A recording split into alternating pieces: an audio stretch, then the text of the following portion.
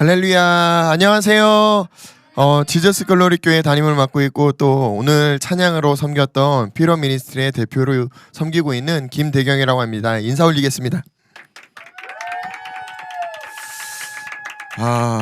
오늘 저희 예배팀이 찬양을 올려드릴 때 막내가 말을 좀 길게 하는 거에 우리 언니들이 좀 제재하면서 즐거운 어떤 시간들이 있었던 것 같습니다. 너무 이쁘게 또 아름답게 봐주신 우리 온라인으로 함께하고 있는 번개탄 식구들 너무나 감사하고요. 제가 오늘 두렵고 떨리는 마음으로 오늘 우리 번개탄 식구들과 함께 말씀을 나누려고 말씀을 준비했습니다. 우리 말씀 한 구절 나누면서 귀한 은혜의 시간이 되셨으면 좋겠습니다. 누가복음 5장 1절부터 11절까지 말씀 한번 보도록 하겠습니다. 누가복음 5장 1절부터 11절까지 말씀입니다. 제가 대독해드리도록 하겠습니다.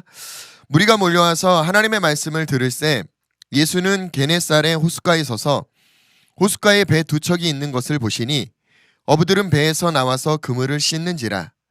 예수께서 한 배에 오르시니 그 배는 시몬의 배라. 육지에서 조금 떼기를 청하시고 앉으사 배에서 무리를 가르치시더니 말씀을 마치시고 시몬에게 이르시되 깊은 데로 가서 그물을 내려 고기를 잡으라. 시몬이 대답하여 이르되 선생님, 우리들이 밤이 새도록 수고하였을 때 잡은 것이 없지만은 말씀에 의지하여 내가 그물을 내리리다 하고 그렇게 하니 고기를 잡은 것이 심이 많아 그물이 찢어지는지라. 이 다른 배에 있는 동무들에게 손짓하여 와서 도와달라 하니 그들이 와서 두 배의 채움에 잠기게 되었더라. 시몬 베드로가 이를 보고 예수의 무릎 아래에 엎드려 이르되 주여 나를 떠나소서 나는 죄인이소이다 하니 이는 자기 및 자기와 함께 있는 모든 사람이 고기 잡힌 것으로 말미암아 놀라고 세베대의 아들로서 시몬의 동업자인 야고보와 요한도 놀랐음이라. 예수께서 시몬에게 이르시되 무서워하지 말라. 이제 후로는 내가 사람을 취하리라 하시니 그들이 배들을 육지에 대고 모든 것을 버려두고 예수를 따르니라. 아멘. 말씀 구절은요, 누가복음 5장 1절부터 11절까지 말씀입니다. 이 누가복음 5장에 있는 1절부터 11절까지의 스토리는요, 예수님께서 베드로를 콜링하는 장면이죠. 이 장면을 잘 들여다보시면요, 굉장히 흥미로운 건 마태복음에서도 마가복음에서도 이 어부들을, 제자들을 콜링하시는 장면들이 기록되어 있어요.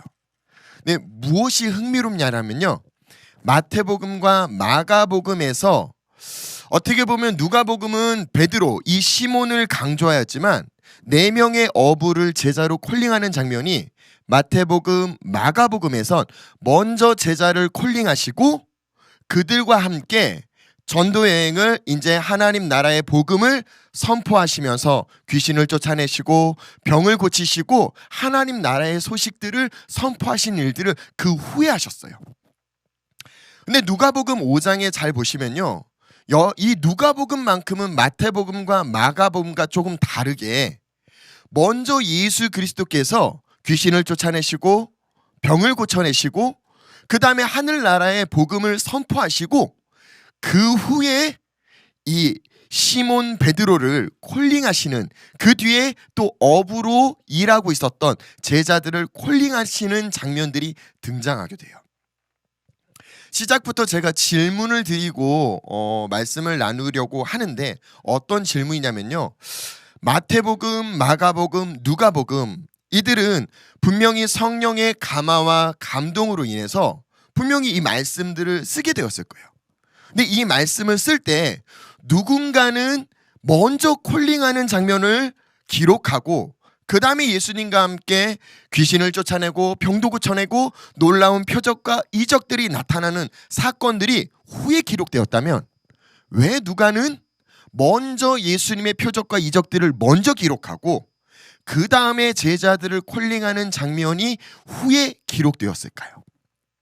오늘 말씀을 통해서 우리가 깊이 고민해보고 생각해보는 귀한 시간이 되시기를 예수님의 이름으로 부탁드리고 축복합니다.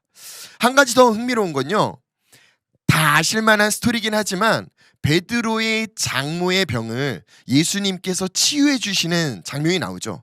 예, 마태복음, 마가복음을 보시면요, 이미 베드로를 콜링하시고 난 다음에 그 후에 장모를 치유해 줘요.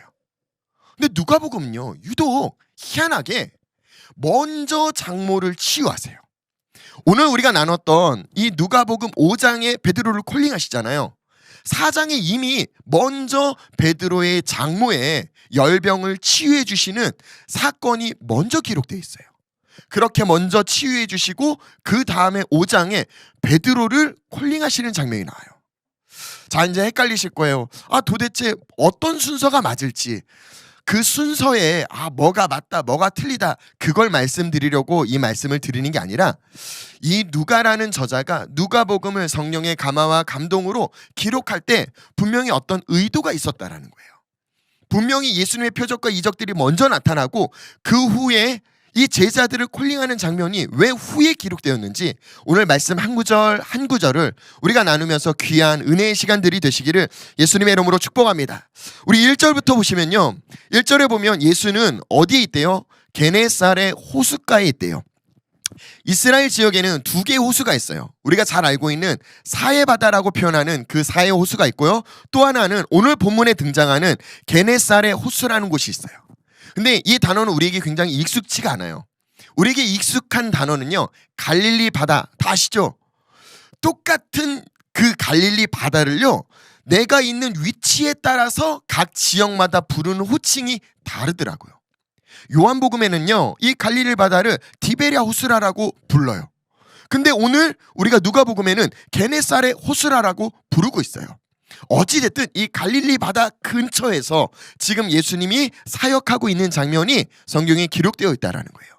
이 호수의 특징은요, 200여 종의 물고기가 이 안에 서식하고 있대요. 또한 사해바다와는 다르게, 사해바다는 우리가 느꼈을 때 죽은 바다, 뭔가 그런 의미가 느껴지시잖아요. 근데 오늘 이 갈릴리 바다 게네사렛 호수는요, 물이 항상 맑대요. 왜냐? 갇혀있지 않고 고여있지 않고 썩지 않고 항상 흘러간대요. 어디로? 이 사해바다까지 이 물이 흘러가기 때문에 갇혀있지 않는, 그리고 수많은 물고기들이 서식하고 있는 이 게네사렛 호숫가에 예수님께서 서서 말씀을 나누시는 거예요. 이미 이전에 하나님 나라에 대한 말씀을 전하셔서 수많은 군중들이 예수님을 쫓아왔대요. 성경에 누가복음 5장 1절에 보면 무리가 몰려왔다라고 표현했죠. 무엇 때문에요? 하나님의 말씀을 들으려고요. 그리고 예수님은 이 게네사렛 호숫가에 서서 그 말씀을 계속 그들에게 나누시면서 이동할 때마다 그들이 쫓아다녔던 것 같아요. 2절을 한번 볼까요? 2절 보시면 호숫가에 배 두 척이 있는 것을 보시니 어부들은 배에서 나와서 그물을 씻는지라. 이미 고기 잡는 일을 마치고 배에서 내려서 그물을 씻는 모습이에요. 그런 상황에서 생각을 해보세요. 지나가는 사람이 다시 배를 띄워라 라고 표현하면 여러분들 같으면 어떤 심정이겠습니까? 이미 내가 다 일을 마쳤어요. 그리고 피곤한 몸으로 내가 퇴근해서 빨리 쉬어야지 라는 생각을 지었는데, 갑자기 내가 일하고 있는 회사의 오너가 다시 일하자 라고 하면은 기분이, 그쵸? 좀 거시기 하죠? 예, 맞아요. 분명히 베드로도 뭔가는 기분이 언짢았을지도 몰라요. 또한 그 뒤에 보니까요, 그물을 씻는다라고 표현하고 그 뒤에 메시지는 우리가 이미 알고 있잖아요. 밤새도록 잡았는데 고기 한 마리도 잡지 못했단 말이에요. 그 상태의 그들의 심정이 이 그물을 씻는지라라는 단어로 우리가 들여다볼 수 있게끔 표현되고 있어요. 3절도 볼까요? 예수께서 한 배에 오르시니 그 배는 누구의 배래요? 시몬의 배라. 육지에서 조금 떼기를 청하시고 앉아서 배에서 무리를 가르치시기 시작했대요. 예수님은요, 시몬을 처음 보는 순간부터 그를 부르시거나 그의 필요를 채워주는 능력을 베푸신 게 아니에요. 먼저 많은 무리에게 말씀을 나누셨대요. 이 베드로의 배에 오르셔서 하나님 나라에 대한, 그리고 하나님에 대한 이 말씀을 먼저 나누셨대요. 이 베드로는 이 배에서 뭐 했겠습니까? 왜 갑자기 배를 띄우라고 했어?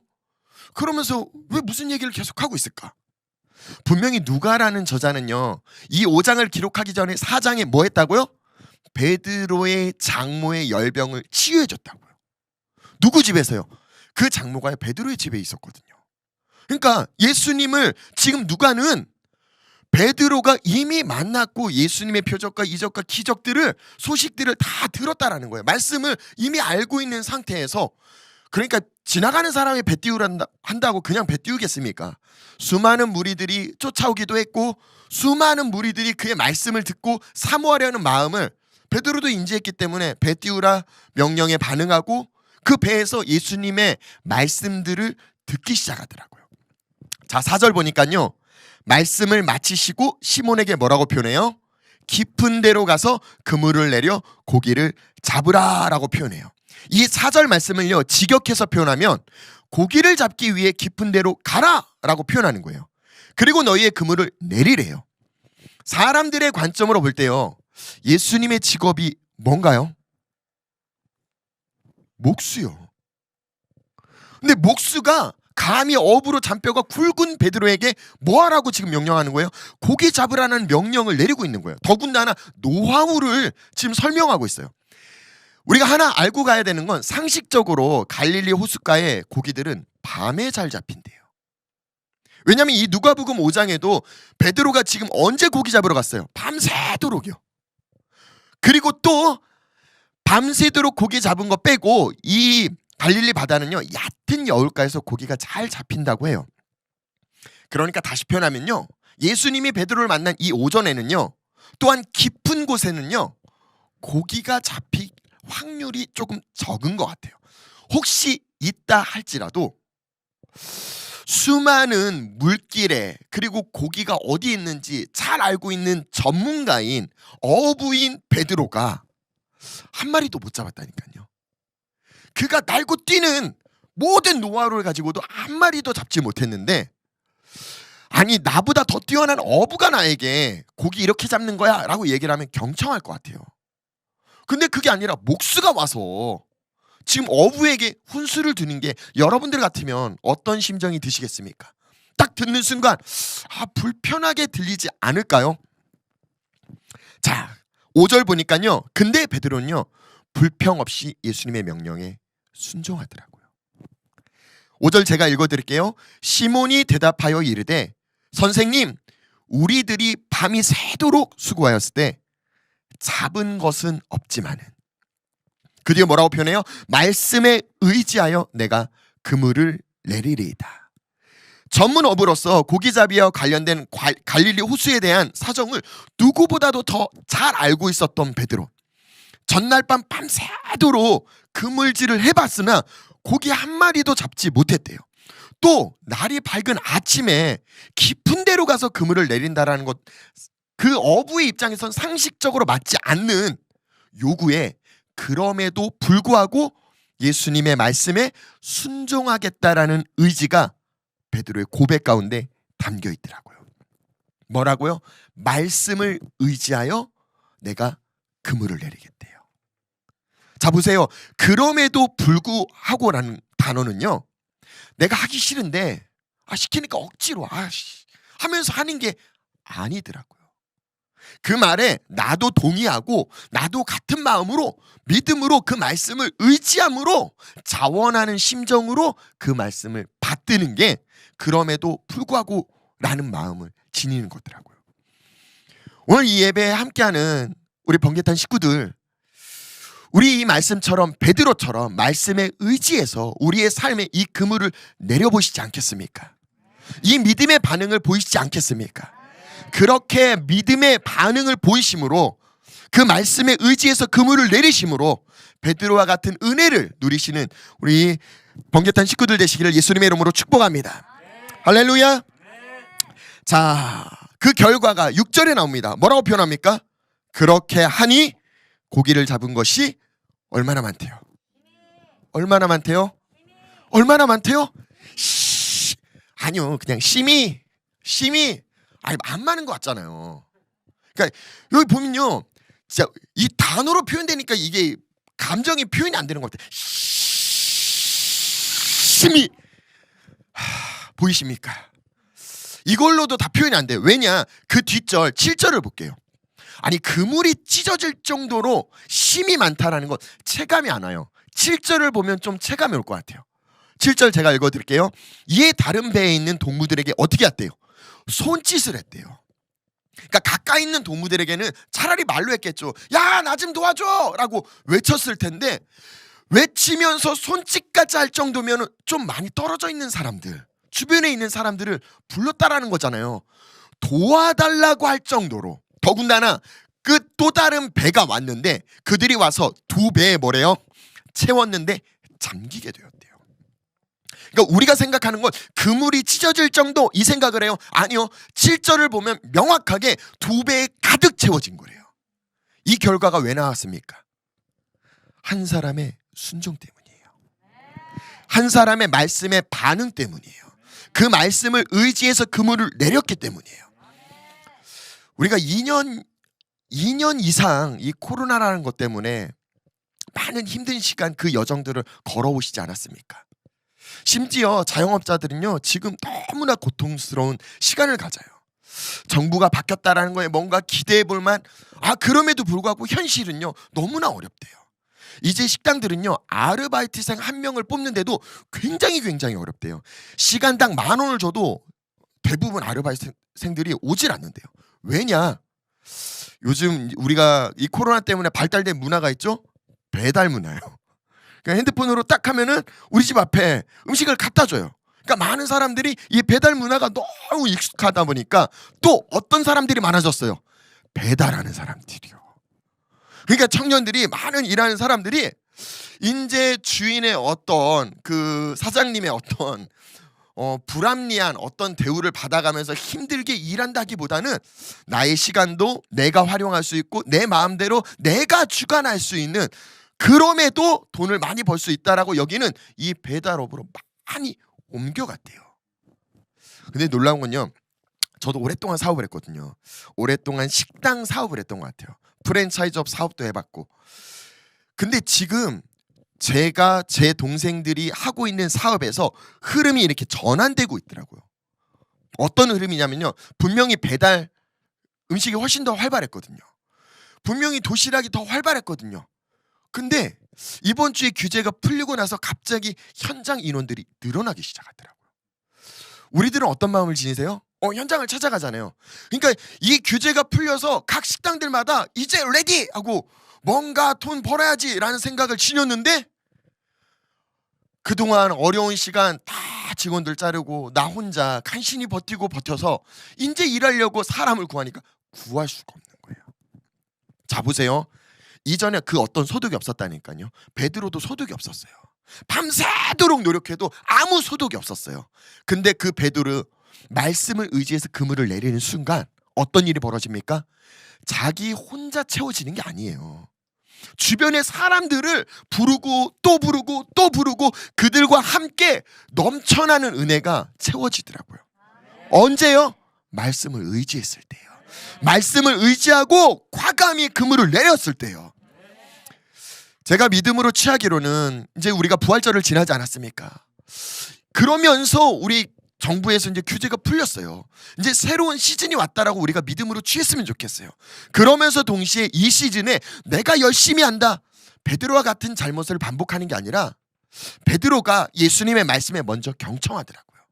예수님은 베드로에게 베드로의 문제를 해결해 주는 것도 아니고 베드로에게 무언가를 요구한 게 아니라 그냥 하나님 나라에 대한 말씀을 먼저 나눴는데, 베드로에게 그 말씀을 경청할 수 있는, 그 말씀을 믿음으로 취할 수 있는 시간을 먼저 허용하시고 그의 마음이 만들어지고 그 말씀에 반응하게 하시고 그 말씀을 의지해서 끝내는 그물을 내리는 단계까지 서서히 이끌어 가시더라고요.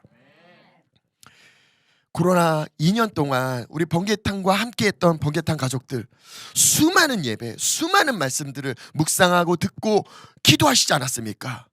이제 믿음으로 반응합시다. 이제 믿음으로 그물을 내리는 여러분들 되시기를 예수님의 이름으로 부탁드리고 축복합니다. 할렐루야. 자, 8절 보시니까요, 시몬 베드로가 뭐라고 표현합니까? 이를 보고 예수의 무릎 아래 엎드려 이르되 주여 나를 떠나소서 나는 죄인입니다 라는 고백을 해요. 좀 이해가 안 가는 고백이에요. 생각을 해보세요. 우리가 2년간 코로나 때문에 굉장히 어려운 시간이 있었다 쳐요. 어려운 시간이 있었어요. 근데 이제 우리에게 어떤 공급이, 하나님의 약속으로 인해 공급이 우리에게 주어졌다. 믿음으로 취합시다. 그러면 우리는 어떤 고백을 해야 될까? 예수님이 떠날까 봐 두려워해야 되잖아요. 가지 마세요. 제발 나랑. 와, 예수님 말대로 깊은 곳에, 와, 나는 어부로 있었는데 내가 밤새도록 했는데 한 마리도 못 잡았는데, 와, 말씀에 의지해서 금을 내렸더니 와, 이거 솔솔하네. 그러면서 절대 떠나지 말아주세요. 부탁할 만하잖아요. 아니, 예수님이 떠나려고 하면 바지가랑도 붙잡아야 되잖아요. 근데 왜 베드로는 예수님 보고 나를 떠나달라고 고백했을까요?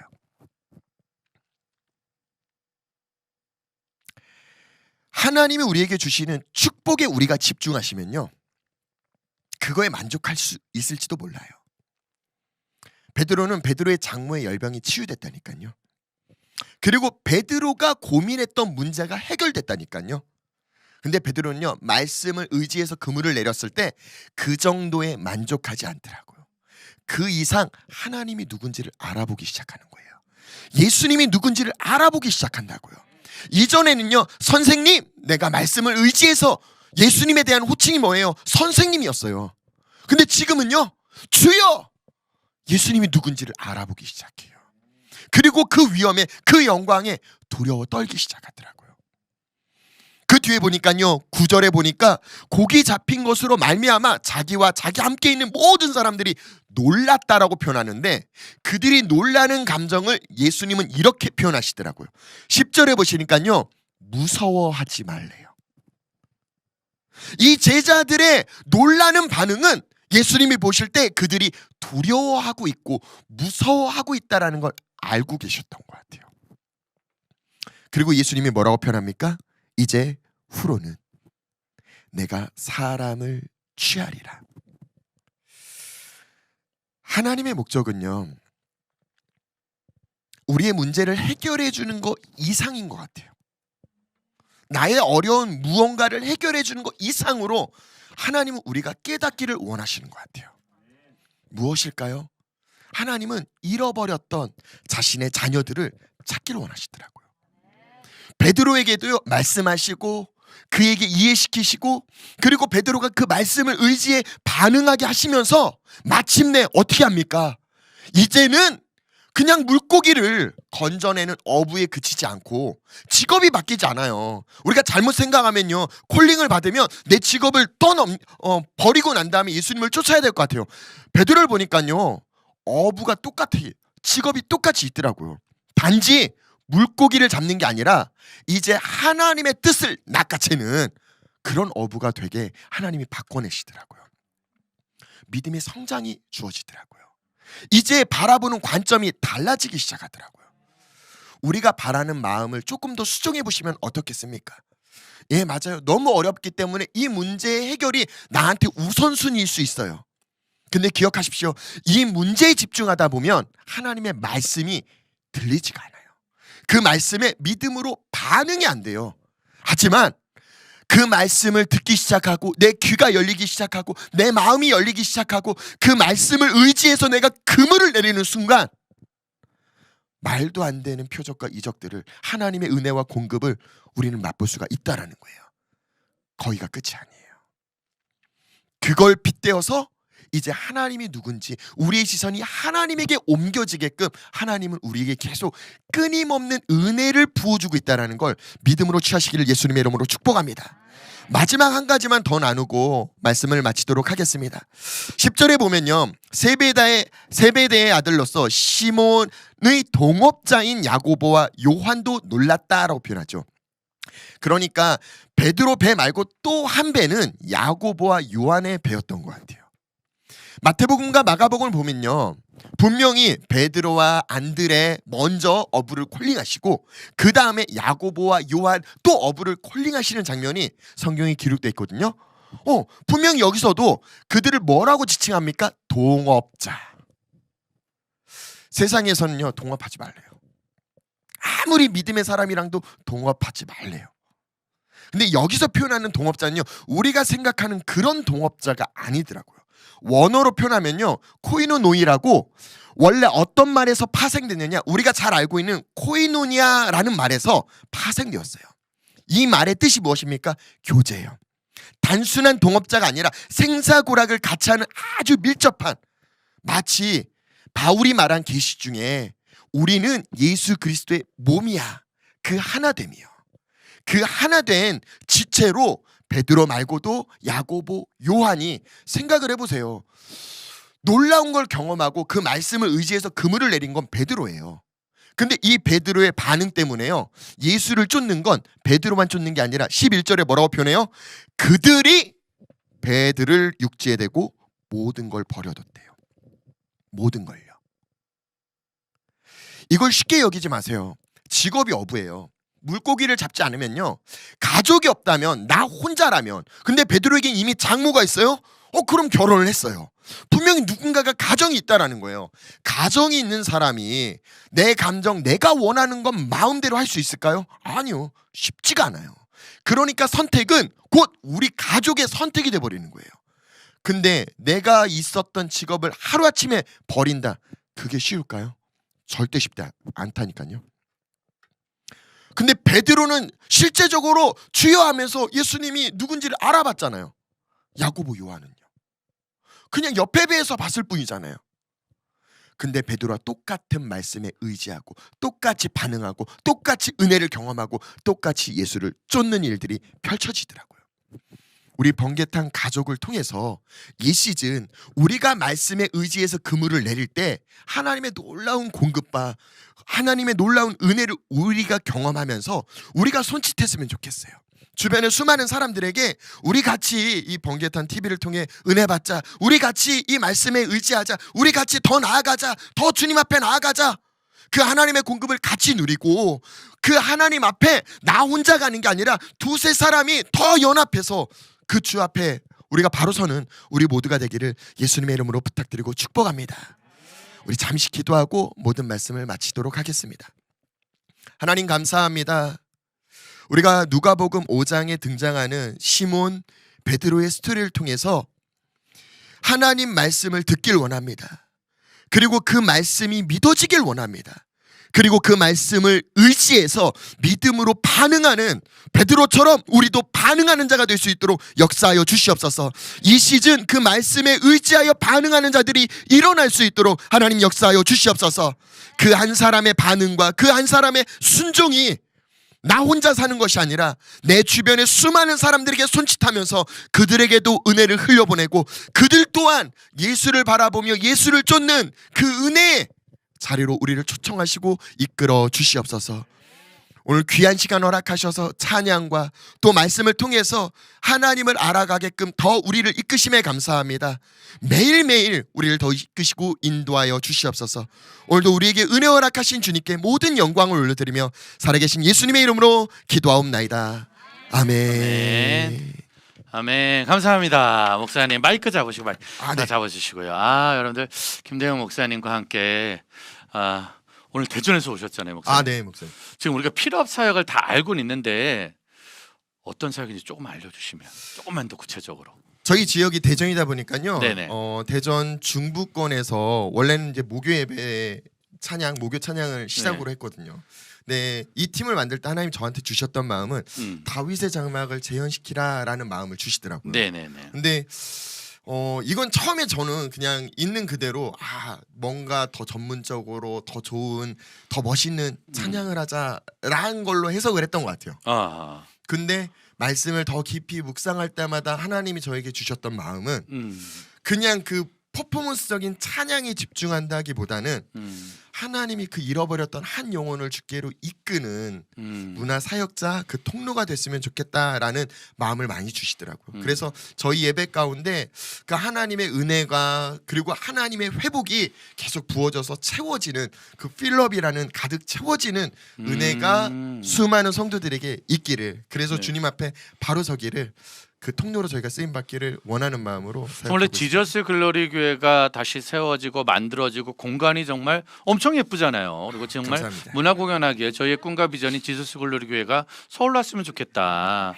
그리고 서울에 건물을 샀으면 좋겠다. 나는 거기에 비싸더라고요. 가서 놀았으면 좋겠다. 뭐 이런 건데 사실 그걸 다 만들었는데 코로나가 오셨어요. 그러니까요. 이놈의 코로나. 사랑해요 코로나. 아멘. 어땠어요? 코로나 때는 이거 목요 예배 사실은 다음 세대 사역 이런 게 정말 어렵잖아요. 한 2년 동안 이렇게 거쳐오면서. 네, 근데 이제 네. 하나님이 아까 우리 찬미자매가 고백한 것처럼 하나님 앞에 잠잠히 우리가 기다리고 그분을 즐거워하는 어떤 시간을 우리에게 주신 것 같아요. 그래서 저희끼리 예배하고 저희끼리 기도하고 오히려 더 내공을 쌓는 시간 아 이제 준비됐습니다.